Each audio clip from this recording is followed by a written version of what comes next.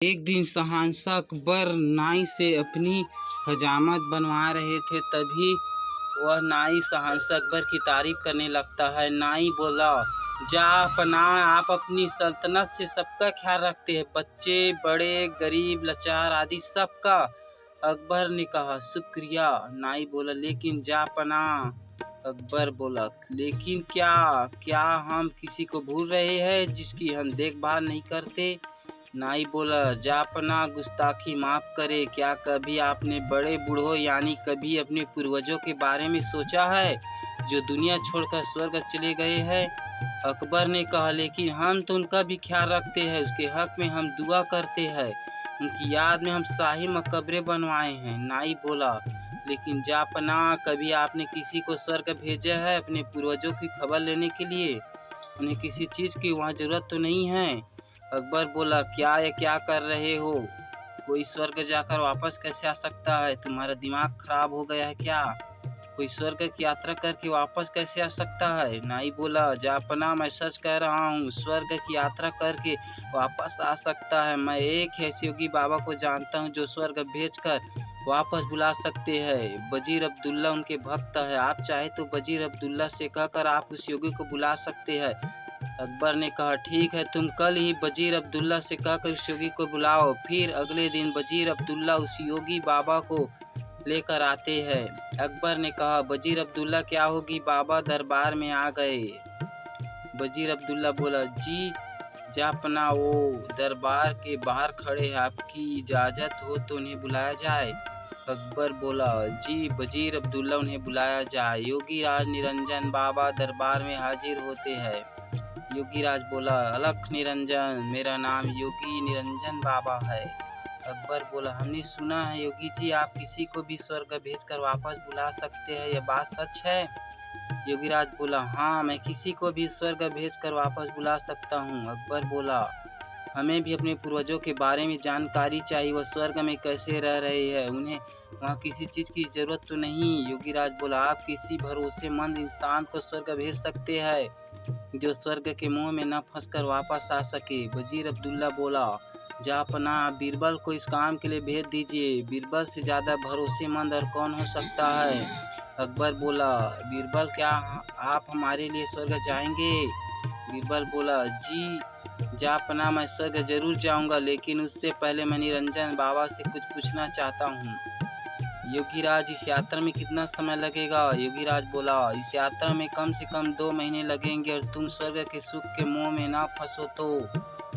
बीरबल बोला, योगी जी आप मुझे स्वर्ग कैसे भेजेंगे? योगीराज बोला, मैं एक पवित्र आग जलाऊंगा, उसमें तुम्हें प्रवेश करना है। वैसे तो ये क्रिया कहीं भी हो सकती है, लेकिन हम इसे गंगा नदी किनारे करेंगे। बीरबल बोला, जापना मैं काफ़ी दिनों के लिए अपने घर से दूर रहूँगा, इसलिए मैं 4-5 दिन की मोहलत मांगता हूँ, कुछ अधूरे काम निपटाने हैं। अकबर बोला, ठीक है बीरबल, योगीराज को आपसे काम 5 दिन बाद संपन्न करे। अब 5 दिन बाद बीरबल को आने के लिए ले जाया जाता है। स्वर्ग की यात्रा के लिए योगीराज विधि संपन्न करते हैं, एक चिंता पर फूल और कुछ सामग्री डालते हैं और बीरबल के माथे पर तिलक करते हैं और चित्त हो जाने को कहते हैं।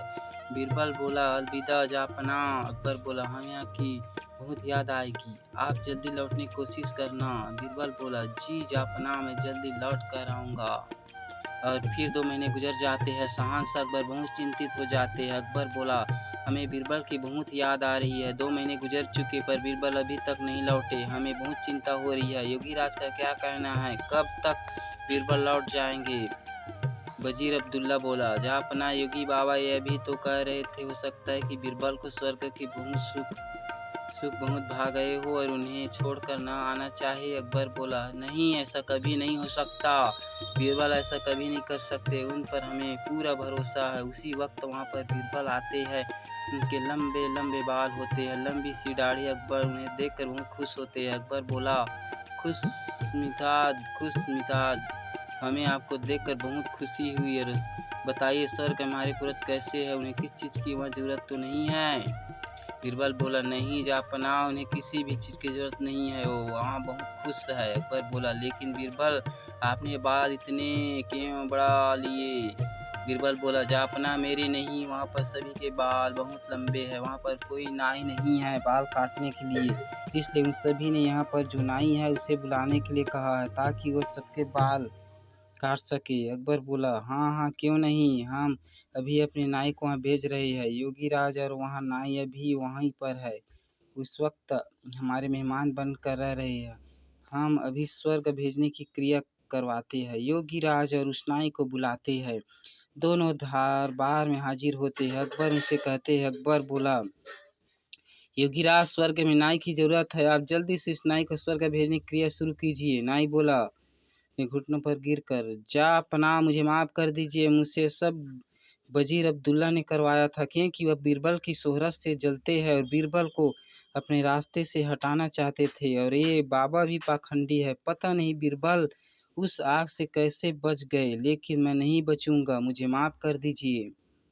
अकबर बोला, क्या इतनी बड़ी साजिश बीरबल के खिलाफ? सिपाहियों, इस पखंडी बाबा और इस नाई को ले जाओ और काल कोठरी में डाल दो। तुम वजीर अब्दुल्ला, मुझे तुमसे ये उम्मीद नहीं थी। मैं अगर चाहूँ तो तुम्हें भी फांसी पर लटका दूं, लेकिन तुमने हमारी कई साल हिफाजत की है, इसलिए हम तुम्हें इस देश से निकाल देते हैं। सिपाहियों, इसे ले जाकर सरहद के बाहर छोड़ आओ, फिर कभी अपनी शक्ल मत दिखाना। अच्छा बीरबल, मेरे बुद्धिमान दोस्त, बताओ तुम्हें इस साजिश का कैसे पता लगा? बीरबल बोला, जापना, जब मैंने योगीराज के मुंह अगम प्रेस करने वाली बात सुनी तो मुझे लगा दाल में कुछ काला है, तभी तो मैंने अपने 5 दिन की मोहलत मांगी, और मैंने उन 5 दिनों में एक ऐसी सुरंग तैयार करवाई जिस जगह में सीधे मेरे घर को जाती है। जापना, जब योगीराज ने आग जलाई तो मैं सीधे उस सुरंग पर खड़ा था जो मेरे घर को जाती है। योगीराज की आग जलाते ही मैं सुरंग का दरवाजा खोलकर अपने घर पहुंच गया। जापना, इस तरह मैं वहाँ से बच निकला। मैं चाहता था ये लोग अपना गुनाह खुद कबूल कर, इसलिए मैंने 2 महीने अपने बाल नहीं काटे, क्योंकि मैं भी जानता था कि इतने तीनों में सबसे कमजोर कड़ी नाई है। अकबर बोला, वाह बीरबल वाह, एक तुम ही हो जो ऐसा कर सकते, तुम्हें जैसे कोई नहीं। मेरे साथी दोस्त, तुम ऐसा कर सकते हो, वाह बीरबल वाह। बीरबल बोला, शुक्रिया जापना, शुक्रिया।